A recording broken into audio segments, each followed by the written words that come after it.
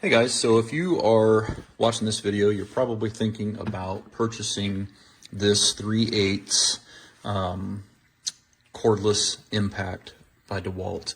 Now this is the DCF923 and it's rated up to 3,500 impacts per minute. It's a 3/8 size on the Anvil up here, and it's got a hog ring up here, so it really holds the sockets on really good. And you've also got some adjustment down here where you can go through different speed settings and torque settings and that kind of thing. And most of the time, honestly, I just leave it all on 2. You can also turn your LED lights on different settings from down here as well. So that's kind of cool.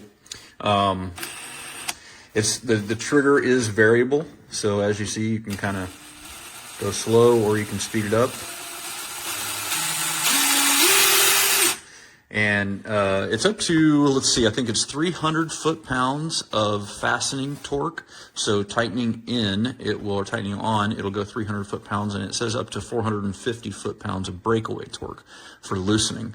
I haven't actually checked that on a torque wrench yet, but I have pulled lug nuts off of my truck with it.